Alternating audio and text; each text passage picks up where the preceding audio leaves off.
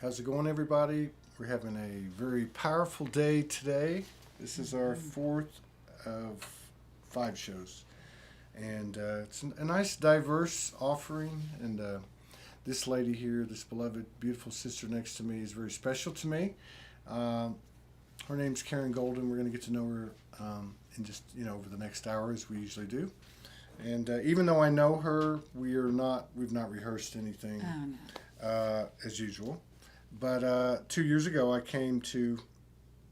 was called to Sedona when things were a lot rougher, and I was learning how to navigate the ascension out of a suitcase and continue broadcasting. And so I spent 6 weeks here at the invitation of Sedona, getting initiated and indoctrinated into the higher level experiences in this cosmic galactic spaghetti bowl superhighway that Sedona is. And so right toward the end, I was pretty much out of energy, and I knew I was going to be called out of here. And anyway, Karen has a beautiful small retreat center right down the road in West Sedona. If you ever have a group of people that you want to come over and visit, or even maybe do something retreat style. She's got a great location. It's walking distance to anything and everything in West Sedona. But anyway, I was fortunate enough. She has a multiple buildings in this retreat center, and one of them is a leprechaun's house. And she said, "This is all I got. Be glad to help you." We did some broadcasting in one of the rooms, one of the buildings over there. She was kind enough to allow us to do that, which helped us, generate energy for abundance. And but anyway, yeah, I stayed there 2-3 nights, and it was a great way to end my first Sedona experience. And anyway, we became friends, and we've run into each other a couple times.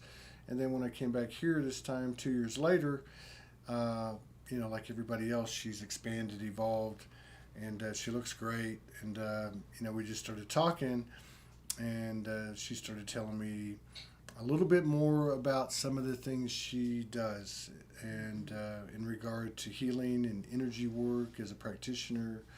And so I said, "Hey, why don't you come on?" And she said, "No, I'm not coming on. I'm not ever going to do that." And I said, "Well, there's a lot of ladies this year in particular that seem to be stepping out. And I've noticed that when I ask them if they want to come on, they say no. And then they say, but you know what? My team is pushing me in the back and telling me it's time." And so she could relate to that. And that wasn't a way to induce you. That's actually the truth, and she knows it. But yeah, so she's stepping up, and we're honored to have her on, and be the platform that facilitates it and supports her. And that's a message for everybody out there. And I'll just repeat it one more time. Any of you who want to step out and come out, this is a place that you will be supported. You're not crazy. All the crazy people are normal now.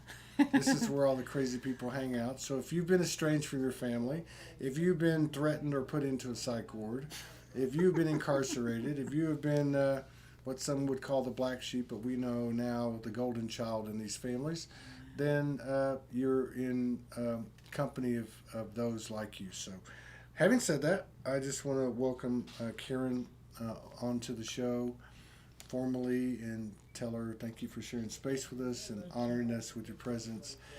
And I'll make it easy on you. I'll give you the main question that comes from these shows, which is, when did you wake up? Oh gosh. Yeah. Oh my gosh. I don't know if you've heard of the book The Artist's Way, but I was doing that book and we were journaling, and that's when I realized I was in a really bad spot. And that was when I started waking up. And I gave myself a year to get out of something that was I had realized was bad. And This is recent? no, this was in 2001. Oh, 2001.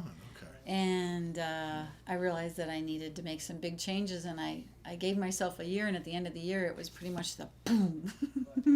So you drug your feet for the year, and Yes. you had to punch gosh. someone between the eyes. Gosh. Yeah. You ask for a sign, and then you get a sign. Well, I need a bigger sign, and you get a bigger sign. Well, I need 2 signs, and it just keeps. So now, I mean, this is very true, though. Yeah. A lot of us ignore the guidance Yes. because the human part of us doesn't want to deal with the Reality and the truth. Well, The yeah, truth. yeah. Well, and And then it's the scary. change. I Yeah, mean, it's I think scary. we resist it because we don't want to go into a situation where we don't know what's going to happen. Right, the unknown is Yeah. scarier.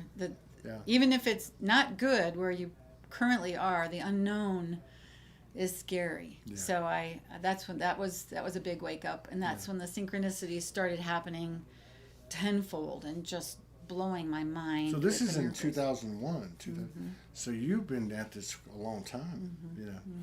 And so was it at that time? I mean, did you a lot of people talk about they had sensitivities when they were young, and then they got shut down, and Oh yeah. then you kind of have a reawakening. And for a lot of people, it's been 2012, give or take a year or two or whatever. We've had a lot of people on that are really high vibrational that it's happened in 2016 or 2017 or 2018. But it sounds like for you it happened in 2001, 2002. Yes, long time. Yeah, Now- it was actually 2000 to 2001 is when I woke up. Now, what constituted waking up? Were you? I mean, everyone has different clairs. Were you hearing things? Were you seeing things? Were you knowing things? The synchronicities were just off the chart. It was just Yeah. that's why I teach that now, because the synchronicities were just off the chart, and I started getting messages, and then things would happen. I was in sales at the time, mainstream sales, corporate sales, and I would go into a sales meeting, and I would be with my sales manager, and I would like whisper to him, like, why aren't you asking him this question? And he'd be like, like, why would we need to? So I would ask it, and it would just open up the whole meeting, and we would leave the meeting, and he would like, how did you know to ask that question? And I was like, well, why wasn't it clear to you? Like, it was so clear to me. And I thought everybody had that gift. I thought everybody did. And the funny thing is that one of the reasons why I know that I was waking up was because I would be in a regular sales meeting with the suit and the briefcase and everything, and we would be talking about safety equipment, and before you know it, we would be off on the subject of spirituality. Really? And before you know it, they would be telling me their life story, and then they would be crying. And this is literally a business meeting, in a conference room. And I can't tell you how many times it would happen. They would look at me and they would say, I have no idea why I just told you my life story. Right. And they would apologize and they would feel terrible. And I'm like, it's okay. It happens to me all the time.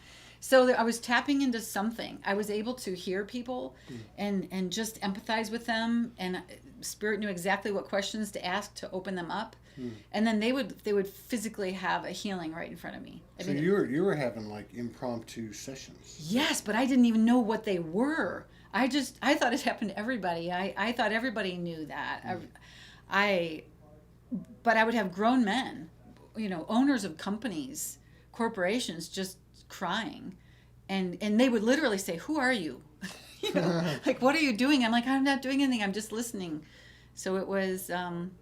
So did you have like something that occurred? Because I know I think with Morgan it started around the same time. I think it was 1999, and so she went in for a treatment, like a kind of a hands-on treatment. I don't know what you call it. And as soon as the practitioner put their hands on her, like Merlin appeared, and then she had like this Buddha state for a few weeks, and it was what she talks about. It's the same type of energy or pattern. It was people would just come to her and start telling her all their stuff. Right? Yes. Oh, counseling. So was there something that happened that kind of like where you knew it came in, or I always knew. I always laugh because the universe loves people who know nothing. I call them puppies because we're just happy and we're like, and we're just happy to be alive. And I believe Spirit loves that because you don't fight anything. You don't say you know nothing, and you even say I don't know. And so they love it because you're a clean slate. They don't have to erase anything and retrain you. You're just you know nothing. Yeah. So I think that's what happened with me. Was I didn't know anything. So for you, there wasn't like some type of event, but you were just you just started to notice that things were popping out of your mouth. Yes. Yeah. Divine things were popping out. And I'd be like, God, that was really brilliant. Like, where'd that come from? You know what I mean? Where did that come from? I did learn in 2012, I was blessed enough to take some classes in healing. And I didn't even know that you could learn that someone could actually teach you that. I thought that you were born with it. Here's a funny story. So when I started feeling all these weird things and wild things started happening to me, and I was definitely feeling pulled away from the family, the black sheep, most definitely. And I was having these wild things happen to me. And I said to my mom, I don't even know where I'm getting this from. And then one day she said to me, well, you know, Karen, your great, great, great grandmother, I forgot to tell you, she read tea leaves. And I'm like, Mom, that would have been very helpful 50 years ago. But I do believe that I was meant to go through it on my own, knowing nothing, not even knowing that I had any background whatsoever, because it made me do it on my own. You know what I mean? So It was the experiences that taught me, the self-experiences. It wasn't like, oh, you're gifted, and then you'd be like, well, where is it? It was like, no, you had to learn it. You had to question it and say, what is this and why am I feeling this? And so you had to learn yourself. So I believe that actually was on purpose, that I did not know that I had a lineage of that. I think that actually helped me, even though it didn't feel good, but I do believe that it did help me with that. So 2012, there was a huge opening. 2011 was the first time that I came to Sedona. And in the 2011, that was a humongous opening. That was just... Like what happened? I kind of say tricked into coming to Sedona. And I said, well, I'll just be there for... So Sedona had a hand in you? Yo, most definitely.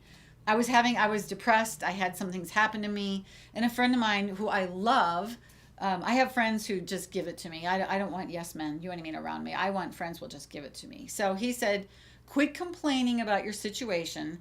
Take that money that you were going to spend on this that fell through and spend it on yourself, which to me, that was unheard of. To spend, I grew up poor, so to spend a lot of money on myself was unheard of. So I thought, all right, so the way that the universe had me, they're like, we're going to trick her. I love this. I love when the universe does this. We're just going to, so they convinced me, Spirit convinced me to go to Scottsdale to sign up for business training in Scottsdale because I could handle that. Yeah, I'm going to business school. That's wonderful for a week. No problem. Spend money on that. No problem. So you have to fly into Phoenix. And I thought, well, a friend of mine suggested that I go to Sedona. I had never heard of Sedona. Never knew. I didn't even know what state it was in. And she said, you would love it. It's spiritual. It would fit right in with you. You would love this, Karen. So I was like, okay. So I thought, well, I'll go to Sedona for a day before the Scottsdale. I looked on a map, saw where it all was. And I thought, oh, Grand Canyon is close there. I'll go, the second day there. And then when I made my airlines, I realized I had accidentally added a third day. I was like, well, that's weird. Again, Spirit was working with me. So I get to Sedona, and I just had miracle after miracle after miracle happen to me. And it was the third day. And I was supposed to leave Sedona to go to Scottsdale. And I'm sitting on top of the mountain and I'm meditating and I'm like, man, I have had a phenomenal 3 days. So the funny thing is I was supposed to go to Grand Canyon.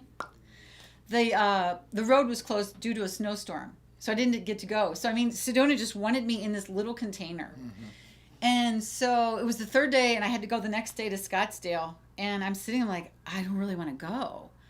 And Spirit came in and it's like, I'm like, I don't really want to go.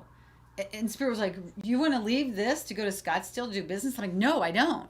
And then my brain said, or my mind, whatever, said, yeah, but we've had all these beautiful miracles. And my brain said, yeah, well, we've used up all the miracles, meaning you've had so many in 3 days. And then this other voice came in and said, who told you there's a limit on miracles? Yeah. And I said, I'm going with that voice. Yeah. And I stayed. I never went to the business meeting. I stayed for 10 days, and the miracles just bam, bam, bam, bam, bam. So that was roughly 10 years later. Yes. One of the reasons we do this show is because through these people talking about their journey, it carries a lot of code. And what you're going through in 2001 and 2011, many people are going through today.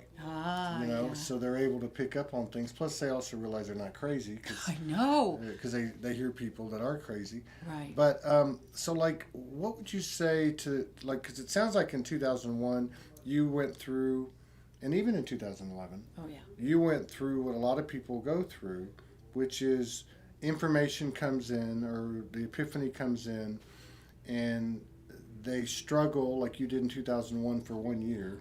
They struggle with walking through their fears Yep. to get to the other side. Yep. You know, almost like, well, I'm going to get rid of all this crap over here. Yep. I've decided that's not going to be in my field of experience anymore. Yet there's nothing over here. Nothing. So, I mean, what could you say to that? I mean, like, now that you've been through it so many Gosh. times, but I mean, Yeah. you know, what would you say to somebody who's struggling with that? Because Okay. there are a lot of people struggling with that. Thank you for saying that. So I have compassion for you, first of all. It's a transition, and anytime you have a transition, you know, the butterfly and the cocoon and all that, that's transition. Caterpillar, I mean, that's, you know, you're going into the unknown. So I have a wonderful saying that I use all the time, and I always say it's very dangerous, and I say that because it's very powerful. And the saying goes like this: God, let me experience the truth about, and then you fill in the blank. But I always say, be careful with this, because it will give you what you need to know. And a lot of times what you need to know is not what you want to hear. Yeah. So I always say, brace yourself. If you say that and you mean it, just brace yourself. Show me the truth in God, this. it's very specific. Yeah. God, let me experience. The word is experience is very important. God, let me experience the truth Okay. about boom. Yeah. I have more miracles that have happened through that. And so that's like a first step. And the second thing that I would say to you is you've got to trust the signs. If you say, should I stay in this relationship? Should I move here? And you say, I need a sign. Be open to the signs. Acknowledge them when you get them. Thank them when you get them. So that's one of the things that I teach, is about how to get signs and what to do with them. So number one, you've got to believe in them. If you don't believe in them, they will not come to you. It's very clear. Just like in Sedona, it gives you whatever you want. People who come to Sedona and say, oh, it's just a regular place, it doesn't have anything, any magic or anything mystical about it, you are exactly right. You will get nothing. Mm-hmm. Nothing. It listens to you. It hears you. You get nothing. But if you come in and you're just open, you have an open mind and you're open to new experiences, it will give you the world. It will give you all kinds of signs and synchronicities and symbols. And so that's what I teach, is helping you examine what you got as a sign and then decipher what it means for you.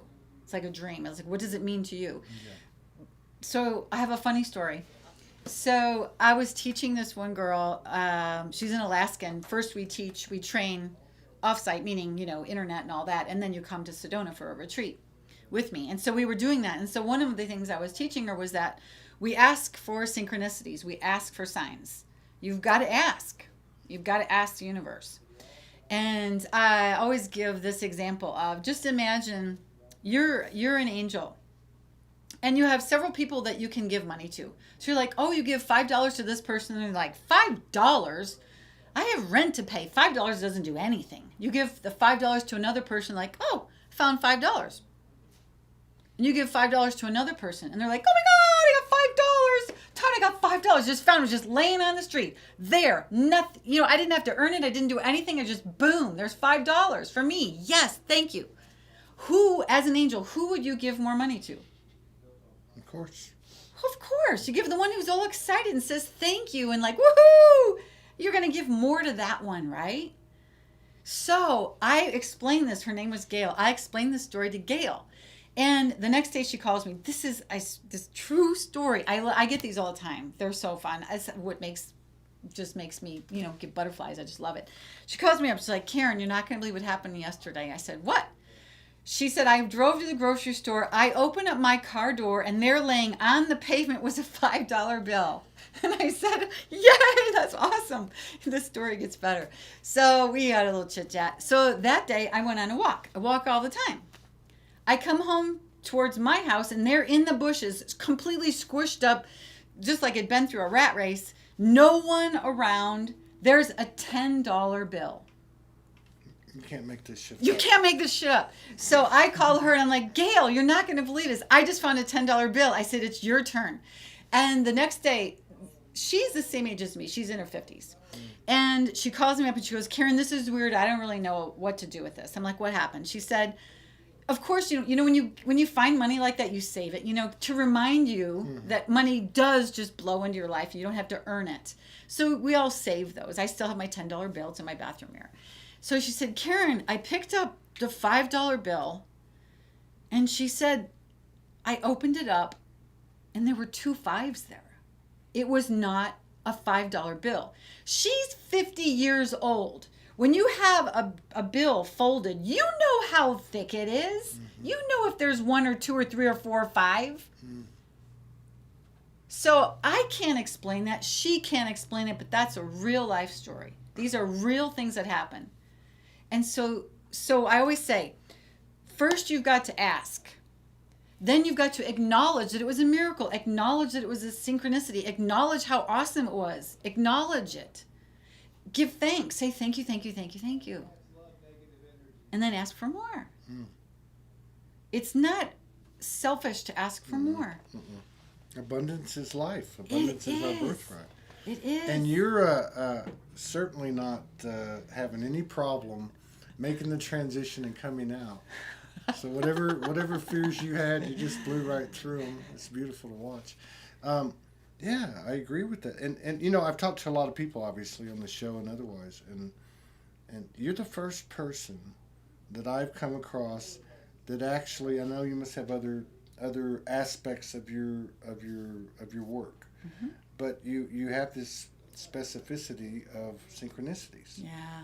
Of honoring synchronicities. Oh, yeah. and actually this is almost like I don't know if it's a modality or a kind of a way of life, a way to navigate, but mm-hmm. you're the first person I've ever met that actually makes it a focal point. It is. They jokingly call me Queen of Synchronicity, but the reason why it's important is it shows you that you're in the flow. Mm-hmm. It shows you that you are aligned. Mm-hmm. If you never get a synchronicity, I don't know what to say, because I can help you get aligned. Because when you're aligned, because the synchronicities, they come with abundance, they come with knowledge, they come with cool relationships, they come with tips, they let you know where to go.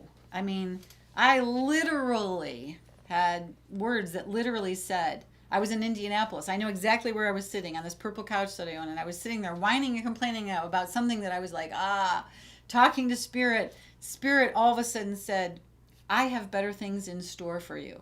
Move to Sedona. And I was like, I kept getting the message, visit Sedona. I had visited Sedona several times. But this one, I even said, I looked around my house. I was living by myself. I had cats. I'm like, where did that voice come from? So when you build on your synchronicities, they come in bigger and stronger and louder and more clear, more clarity. And I put that on a Post-it note. I wrote it 15 times on 15 different Post-it notes, posted it all over my house. I have better things with an S, and I underlined the S. I have better things for you. And it didn't mean material things. It meant I have more for you. Mm-hmm. Move to Sedona. That was in March. By December, I had already, all the synchronicities fell into place. Once you hear Spirit and you listen to it and you follow it, it will pave the way like a bulldozer. People will just come out of the woods and just say, hey, I hear you needed a U-Haul. Boom. Hey, I heard you needed somebody to help you pack. Boom. Hey, I heard you needed a house. Boom. Hey, I heard you needed somebody to drive with you to Sedona. Boom. It just all falls into place. You just got to follow the breadcrumbs. Just like in E.T., he follows, I think they were like little Reese's Pieces. Mm. Just keep following them and say thank you. Oh, here's another one. Oh, there's another one over there. Oh, there's another one over there. Just keep following them and saying thank you. And they will lead you to where you're supposed to be. And everyone in Indianapolis would say, why are you moving to Sedona? Do you have a job there? No. Do you have family there? No. I know a lady there. She's sweet, friend. And finally, I got so tired of that question. Why are you moving there? I finally said, this is not a logical decision. If you are looking for logic, you will not find it. Yeah. This is a heart decision. Yeah. And I said, I've been making logical decisions my whole life. Yeah. I'm done with that because I wasn't enjoying life at the moment. I said, I want to try this thing where you go with your heart. Yeah. You go with the signs, even if they're insane. It was the best decision I ever made. My life literally flipped to wonderful. Yeah. But it was a huge risk. Yeah, that seems to be that seems to be the rule of the road. If it doesn't make sense, do it.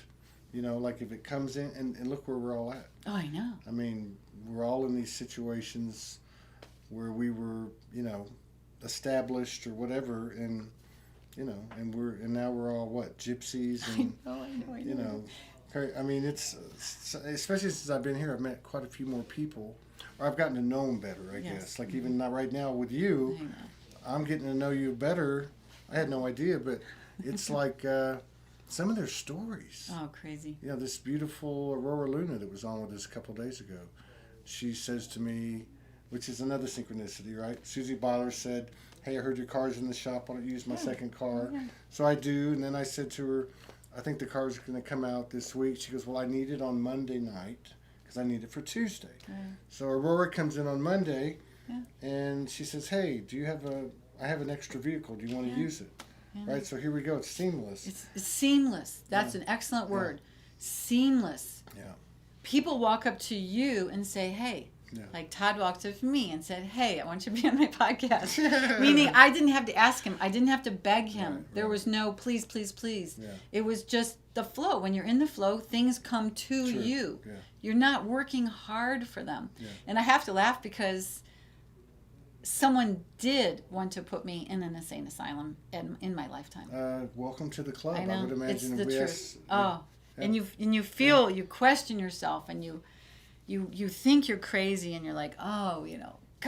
Isn't that crazy too? And I think that's another important message for people, because there is no linear. Things that you experience, that I experienced, that she experienced, he experienced, say on the linear timeline X number of years back, it's the same things happening now. We went through the same thing. Oh, yeah. We still do. Oh, yeah. We still doubt ourselves and question ourselves, but things are becoming more seamless, and they're becoming. It seems to be more of a collective kind of a congealing. Right. There's like you can see proof of it, and it's not just on the internet. It's like you can see it, touch it, feel it. The more people that become open-minded, more open-minded, the more we move in a direction like a wave. There's more drops of water in a wave, the bigger the wave. And the more we move together and more we're creating a more awesome world, a more beautiful world, a more loving world. We're just all creating together, and we're at the tipping point. And I believe we already passed the tipping point. I do too. I believe I'm putting that out there. We already passed the tipping point. I do too. I think energetically we've already done, and actually I think it's actually accelerating every day. Oh, gosh, yes. Like we hit the tipping point. Oh. If you look at the linear, let's say it was 2 months ago, we wake up tomorrow, and because there's no time, it would be more like 2 days ago, or 2 years ago. Yeah. You can see all the timelines kind of converging. I don't usually pull too many questions out of the audience, but this is a good question, I think, for you. Okay. How does somebody grow more spiritually, grow more spiritual, and specifically to receive messages and downloads? Okay. So how does one grow more spiritually to receive more messages? Well, I think what she's saying is, and I see this a lot in the field, people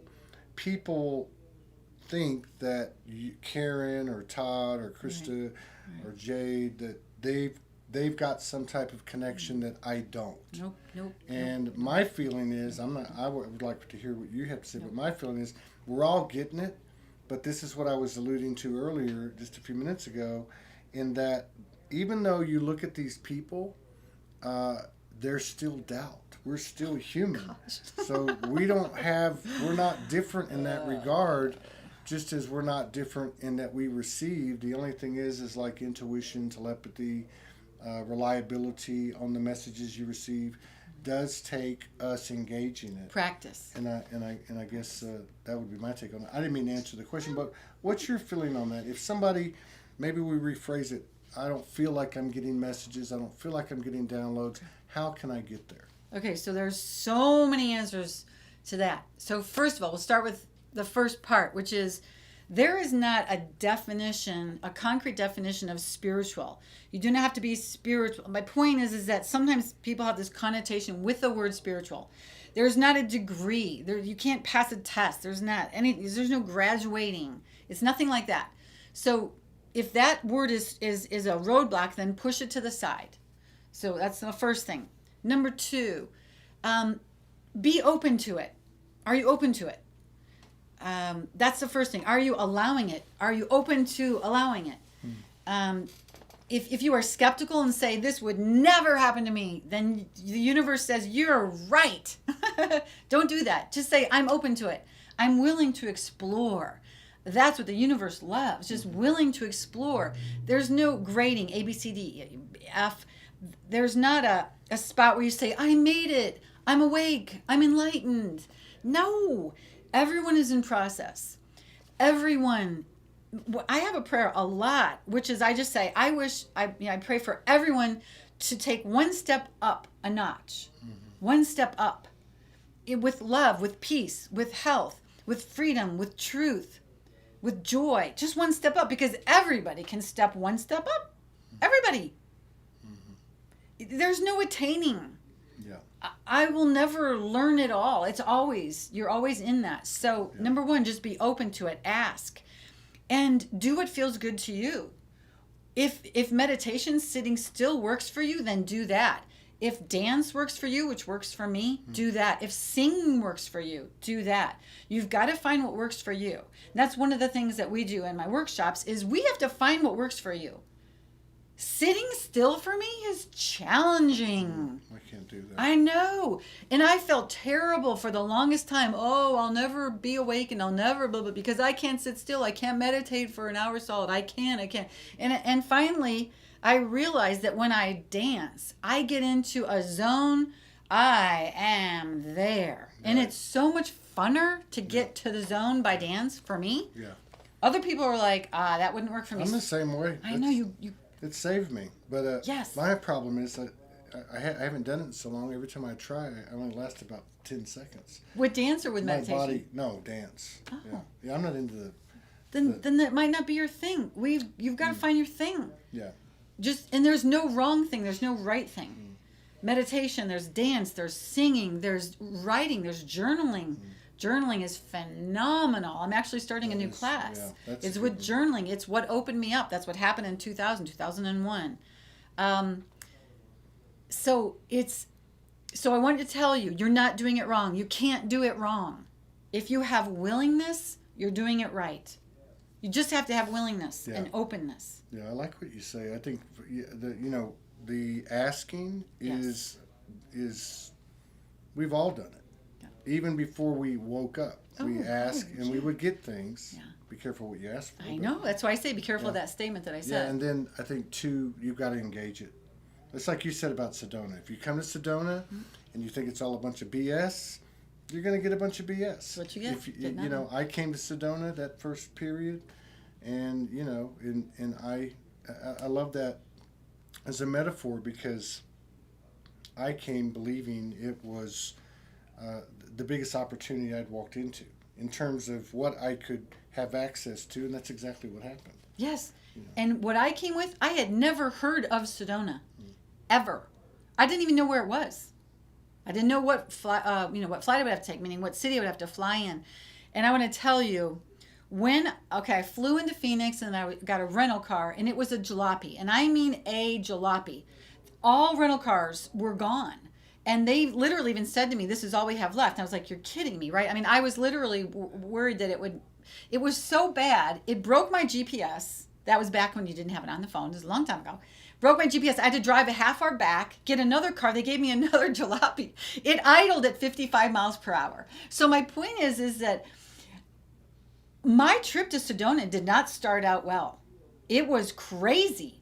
Broke my GPS and all this. So I went to Walmart, had to get a new GPS, And I bought this little flip phone. It was a flip video thing. I don't even know if you remember it. I mean, I am dating myself on this. It was this little thing. It was a video. That was before phones had videos and all that.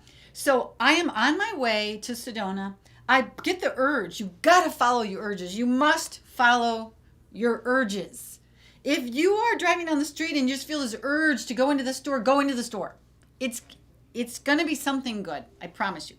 So I'm driving on my way and this urge is pull over. So I pull over, just the desert. It's like an old post office or whatever on the way. And I pull out this flip phone and I'm videotaping, and I decided to do a 360-degree turn around. And I remember doing this, and I thank God I have this on recording.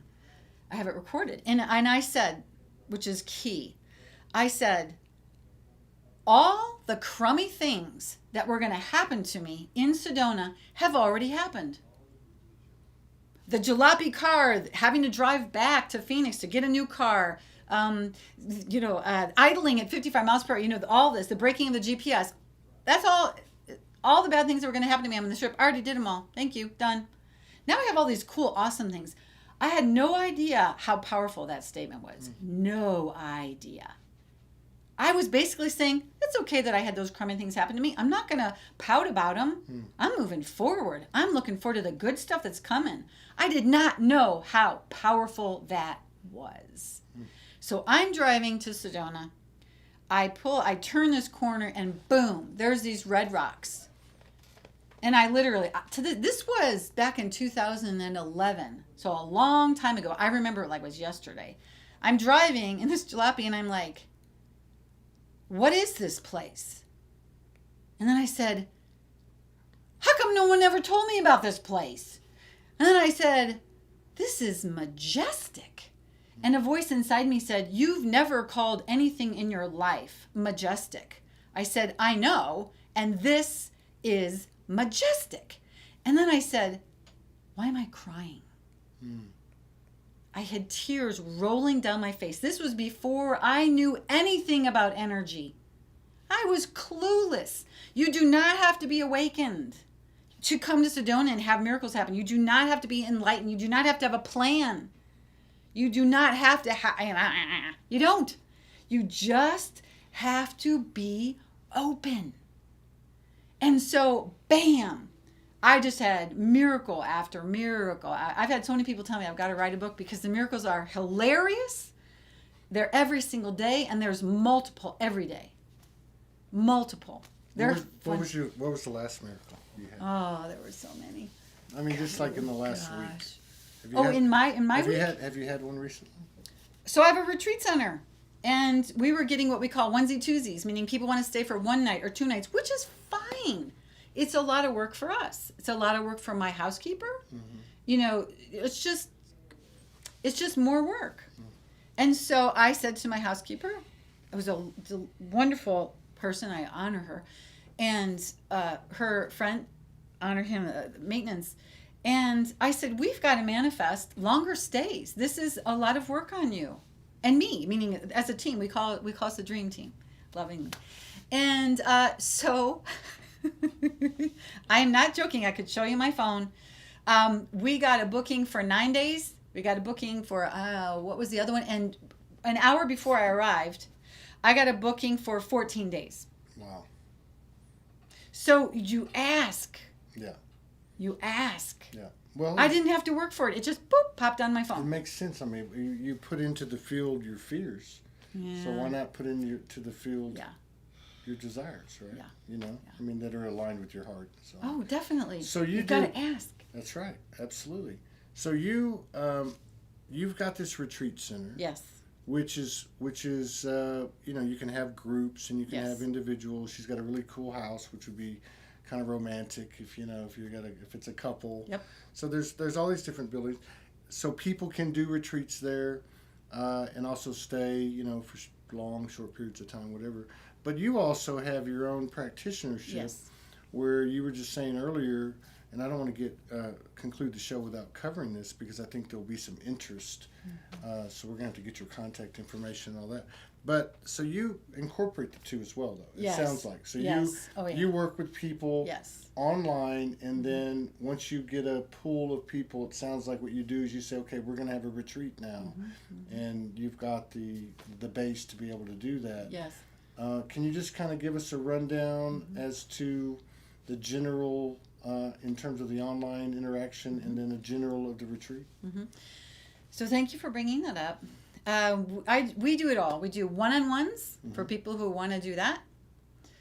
We do small groups and we do larger groups. It depends on your budget. It depends on what you want, your fears of COVID. I mean, it depends on all that. But I promise you there's something that would work for you. So what we do first is we talk on the phone, and we have, there's many things you've got to understand. Is I've got to figure out, meaning through talking with you, it's a lot of questions. What do you truly want? And then we figure out your blocks. Because if you have a Maserati car, but you have two huge blocks sitting in front of the tires, you're not going anywhere. So we talk about what you want, what you truly want. And a lot of times what people want, it's not exactly what they want. It's kind of like they think they want this and they really want like this. So we get to specifics. And then we work on what are your fears, what are your blocks. We figure out what ways you like to manifest, what ways you like to, connect to the zone, to get into the zone. So we do those kind of, I call them yes-ercises because they're fun. Because you will be more apt to continue doing things if they're fun. So I tell people all the time, I help people manifest their wildest dreams the fun way, through play and joy. I have manifested more fun things through singing and dancing and being playful and not asking for anything, and then boom, something awesome shows up. I'm like, that's nicer than what I would have even asked for. So we always have to say this or something better suited for me. So we do a lot of that kind of stuff before you even get here. We prep you so that when you arrive, you are already on, number 5. What I mean by that is, if you're at square one and you get here, we've got to start from scratch. We don't want to waste that time with the Sedona energy, which amplifies manifesting. We want to get you already at step 5. So when you get here, you're running, a running start. So what we do is we teach you how to do that. And the biggest thing that I do is, most people teach. I train. We teach you and then we train you. And what's important about that is that you are living and breathing it. We're changing habits and you're living in the new habits. How many people have taken a class, they've learned something? I have a notebook right here where you write down what you learn and then it goes in a file, goes in the bottom of a pile, in a box. You never open it up again. That's baloney. It doesn't work. But if you come to Sedona, you do a retreat, you stay days, we integrate these. We train you for the fun exercises. Again, we call them yes-ercises because they're so much fun. And we go in the mountains and we do sound healings on the mountains. We do, oh my gosh, tuning forks, singing bowls, drumming. We do such cool things with the full moon. The things are so much fun. I'm very hands-on. So, I like experiences. We are not sitting in there, we do journaling, but the fun things are where you're getting out and you're stretching out of your comfort zone. So we train. So you have the habits that you want to get into, you want to change. They are now integrated in you. So by the time you go home, you've already done them for 5 days. Yeah. You know what to do at breakfast. You know what to do when you're brushing your teeth. You know what? I have fun things for all of that. And so then when you learn, you are now training and integrating. So when you go home, you take the yes-ercises home with you, and they're easy and they're fun, so you continue to do them. Yeah. So we take large groups, small groups. We have the retreat center where we've got koi ponds that are so relaxing to just sit there and listen to the fish. We have 2 pregnant fish right now, which is really awesome. We have And you have a leprechaun house. I hit my head on the Oh, door. I know. Todd State. That's all we had available. I know. We have a big guest. care. We have a big house in the guest house, and then we have the only thing we had not booked. I actually love that house. Oh, we love it. I enjoyed it. It was just a little. It was like a dollhouse basically, but I enjoyed it. I slept well in it, and actually did pick up on some stuff going on when I was there. Oh. I was around. There was a lot of energy around me, but I remember there's a little side thing there. Oh, and, we have a campfire. We do yeah. sacred ceremonies at night with drums, and we've had more miracles happen with campfires and sacred ceremonies. What's the name of it? It's Golden Light Retreat Center. Golden Light Retreat Center, right? Golden Light Retreat. So one last thing too, and then we'll get to how we get in touch with you. But one of the things that keeps coming up, that you see out there, and I think as a practitioner you'll be able to relate to this, but I think it also relates to our own inner struggle, what we talked about earlier, when you're in this space, you're like, I don't want to do this anymore, and you try to, that wishful thinking, you try to tell yourself, okay, it's going to be all right, or he's going to be all right tomorrow, she's going to be all right tomorrow, my boss is going to be all right tomorrow, my job is going to be all right tomorrow, and eventually, you get smacked in the face. Yeah. But and what I'm talking about is in terms of the attachment to the trauma, the attachment to the circumstances, the attachment to the perceived roles and obligations, the attachments to just the cultural expectations of society and so on. As a practitioner, I know, because I'm married to one, occasionally I'll, be able to hear something going on and the person just they can't let go of that. Okay. Do you run across that with your clientele, and how do you work them through it? Okay. Again, it's such a multifaceted answer. So, so that's what we call a block.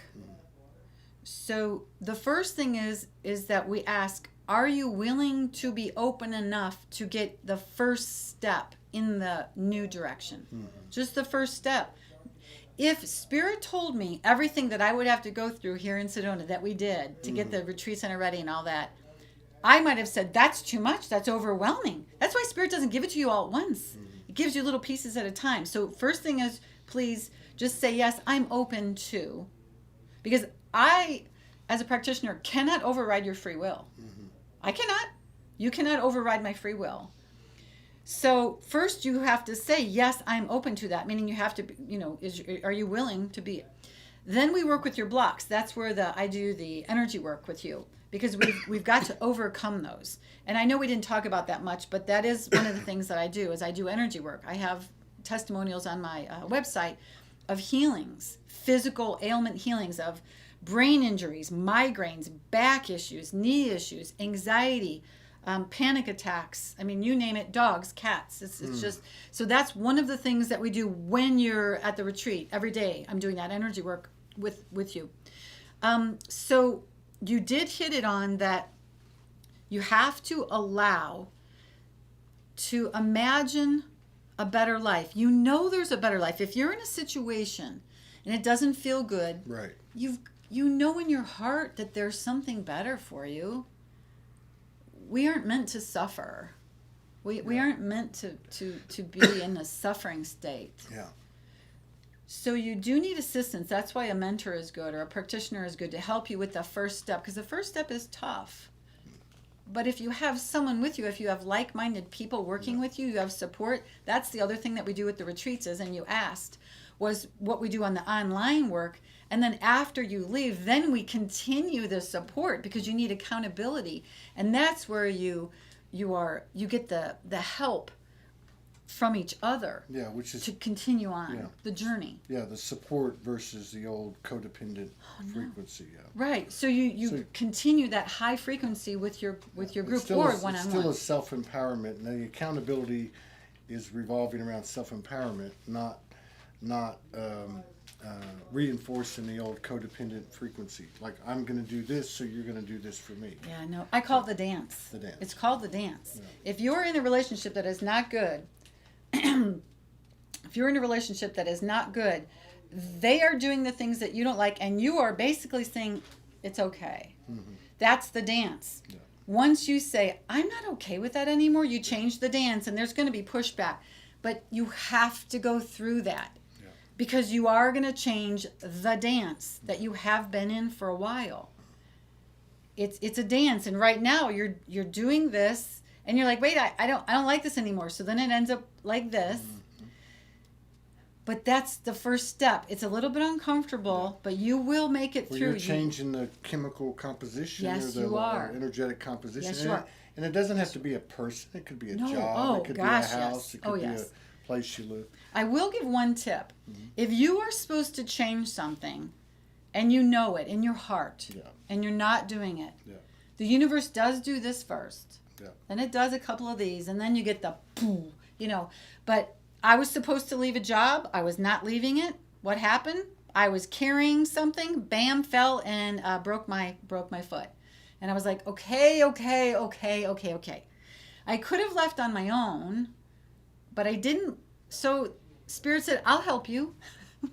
I'll remind you. And again, the same thing when I wasn't leaving Indianapolis. All of a sudden there was a hole in my roof. And I was like, okay, I'm going. No more. Fix the hole. And I left. I mean, it was like, you'll get little hints and you've got to listen to it. And if things start getting worse, that's just Spirit saying, we really want you to get out of this. And we're going to give you a little bit stronger signs. Please listen.